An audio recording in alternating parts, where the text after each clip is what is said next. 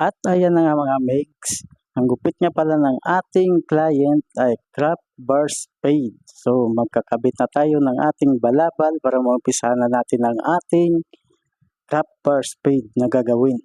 At umpisahan na natin ang ating craft bar spade pattern na request ng ating customer, mga Megs.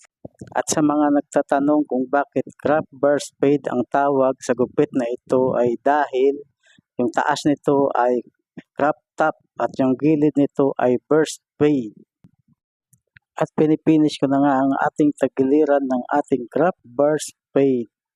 At kung napapansin nyo mga mix ay relax na relax lang ang ating kliyente. At ayan, gumagawa na nga ako ng base shape para doon sa ating burst spade sa tagiliran mga mix. At ayan, kung napapansin nyo mga mix, ay nagiging burst spade na ang ating tagiliran. At maya-maya lang ay mag-aahit tayo doon sa ating hairline pattern na ginawa kanina mga mix. At ayan na ang ating pattern na silip na natin. Nakikita na natin na pinipinish na ang ating mid part mga mix.